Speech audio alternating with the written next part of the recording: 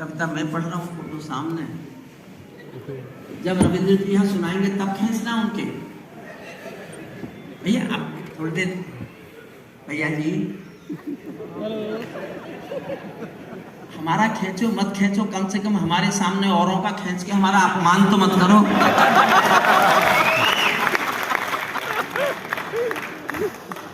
आप तो कैमरा नीचे रख दो और हो सके तुम भी ताली बजाओ। खाली हो ना इसलिए इधर उधर घुमा रहे हो। सुनना साहब, हौसला मांगता हूं आपको और मैं कुछ कमल भाई की भाषा में फेंकता हूं। फेंकना ही सुनिएगा, लेकिन आप मुझसे जुड़ेंगे तो आपका एहसास मुझे दुआएं भी देगा। मैं सूरज के साम्राज्य से आंख मिलाने वाला हूँ, मैं सूरज के साम्राज्य से आंख मिलाने वाला हूँ, दुनिया के हर दादा का मैं ताज हिलाने वाला हूँ। आसमान की लाली मेरे शब्दों की चिंगारी है, मेरी पूरी दुनिया से टकराने की तैयारी है। मैं शब्दों के गंध ज्वाल हूँ, वर्तमान को गाऊंगा। जिस दिन मेरी आग बुझेगी मैं उस दिन मर जाऊंगा। जिस दिन मेरी आग बुझेगी, जिस दिन मेरी आग बुझेगी मैं उस दिन मर जाऊंगा। दुनिया वालों आने वाला समय तुम्हें दुत्कारेगा। पूरी दुनिया से विद्रोह कर रहा हूं। दुनिया वालों आने वाला समय तुम्हें दुत्कारेगा, महाशक्तियों की चुप्पी पर थूकेगा, धिक्कारेगा। दुनिया के दादा आतंकों से लड़ने में चूक गए, तालिबानी एटम की सत्ता के मुंह पर थूक गए। तालिबानी है 8 लाइन सुनना साहब, तालिबानियों का चरित्र गाता हूँ। 8वीं लाइन पर आपकी तालियों का विस्फोट देखना चाहता हूँ। तालिबानी आतंकों की शैली गढ़ने वाले हैं, तालिबानी आतंकों की शैली गढ़ने वाले हैं, तालिबानी बर्बरता की सीढ़ी चढ़ने वाले हैं, तालिबानी यादों में लादें छिपा कर बैठे हैं, अपनी आंखों में पिंडी के नैन छिपा कर बैठे हैं। ये भारत के यान हरण की दर्द भरी दुर्घटना है, काबुल के दूतावासों में विस्फोटों की घटना है। इनके कारण हम जेलों से कातिल छोड़े बैठे हैं। ये गौतम बुद्धा की प्रतिमा बम से तोड़े बैठे हैं। ये गौतम बुद्धा की प्रतिमा बम से, ये गौतम बुद्धा की प्रतिमा तालिबानों की बेशर्मी शर्म पड़ी पानी पानी। दहशतगर्दों के कौड़ों से पिटती है दादी नानी।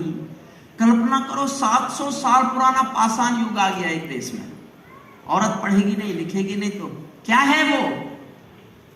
इनको कोई एक पंक्ति मर्म है, ये पूरे संस्कार की संस्कृति है इस समय पूरे अफगानिस्तान में।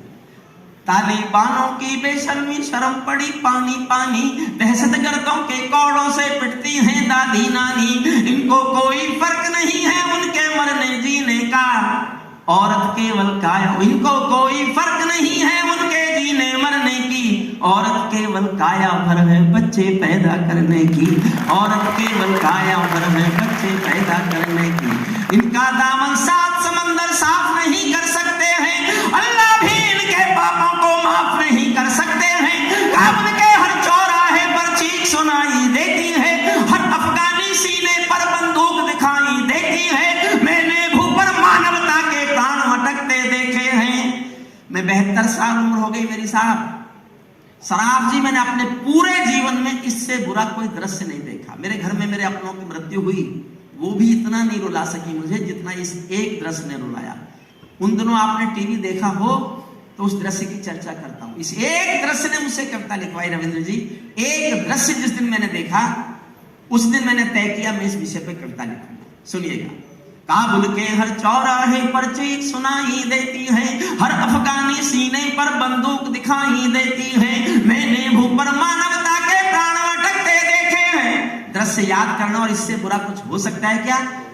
आपको लगे मैंने कोई बात बहुत दूर की पकड़ी है तो तालियां जरा जम के बजाना सुनो। मैंने भूपर मानवता के प्राण अटकते देखे हैं, जब यानों के पहियों से भी लोग लटकते देखे हैं।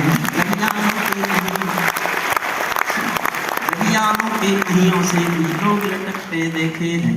जहां बंदरों के हाथों, कहां जा रहे हो? वापस आओ, वहीं बैठो, वहीं बैठो जहां से चलो, बैठ जाओ। ये कोई संसद है जिसका मन करेगा उठ के चलेगा?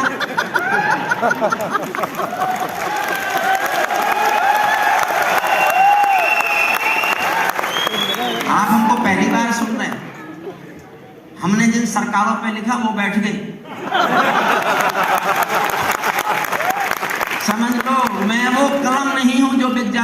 दरबारों में, मैं शब्दों के दीप शिखा हूं अंधियारे चौबारों में, मैं वाणी का राजदूत हूं, सच पर मरने वाला हूं, डाकू को डाकू कहने की हिम्मत करने वाला।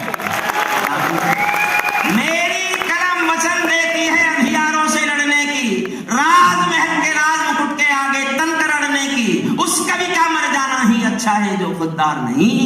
देश जले मैं कुछ ना बोलूं, मैं ऐसा गद्दार नहीं। थोड़ी देर की बात है, थोड़ी देर की, मेरे नंबर घट जाएंगे। मैं जब पढ़ाता था, अगर किसी ने बाल भी खुजा दिए तो 1 हफ्ते नहीं पढ़ाता था। ये मेरी बुरी आदत है, मैं आपको दोष नहीं दे रहा, लेकिन जब तक हो तो सुनो। देखिए ये अदब की महफिल है, शराब साहब बैठे, देखिए कोई भी सरकार हो, मैं प्रोफेसर रहा हूं 39 साल की यूनिवर्सिटी का, इसलिए मेरा कहने का हक बनता है। ये काम किसी भी सरकार का है, भाजपा की हो तो, कांग्रेस की हो तो, सपा की हो तो, बसपा की हो तो। देश कैसे खूबसूरत बने ये काम सरकारों का है। सड़कें कैसे सुंदर हो, नदियां कैसे साफ हो, हवाई अड्डे कैसे अच्छे हो, स्कूल कैसे अच्छे बने, ये जिम्मेदारी सरकारों की अपनी कीजिए।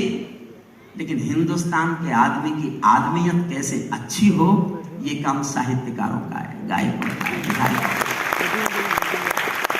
हम अपना काम कर रहे हैं, उनको अपना काम करने दीजिए। सरकार अपना काम करे, हम अपना काम करें। और एक बात और समझ लीजिए, कविताएं कभी भी किसी भी युग में, ना कविता भाजपा होती है, ना कविता सपा होती है, ना कविता कांग्रेस होती है। कविता कोई राजनीतिक पार्टी नहीं होती। कविताएं संस्कृति होती हैं, कविताएं संस्कार होती हैं, कविताएं परंपराएं होती हैं, कविताएं शिष्टता होती है, कविता मर्यादा होती है, कविता देश के उत्थान की सीढ़ी होती है। आप देश के उत्थान की सीढ़ी पर खड़े हो और मेरे साथ उत्थान की तरफ चलो। सुनिए, जहां बंदरों के हाथों में बंदूकें आ जाती हैं, रोटी के बंटवारे में फिर बिल्ली खाई। समझ जाओ तो 2 पंक्ति पढ़ रहा हूं, कल इन पर शोध होगा। पुच्छल तारा जब अंबर को ज्ञान सिखाने लगता है, पूरे तालिबान का इतिहास 2 लाइन में सुनना। पुच्छल तारा जब अंबर को ज्ञान सिखाने लगता है, तो जुगनू चंदा मामा के दोस्त गिनाने लगता है, तो चंदा मामा के जुगनू दोस्त गिनाने लगता है। जैसे छीना छिन जाएगा इनको केवल अल्प समय का भोग मिलेगा ताजों का, जैसे छीना छिन जाएगा राजमहल सरताजों का। चाहे देर खुदा कर दे लेकिन अंधेर नहीं करता, घायल शेर सवारों को खाने में देर नहीं करता। घायल शेर सवार और विद्रोह करता हूं, मेरा साथ देना। तालिबानी जिनके अब्बा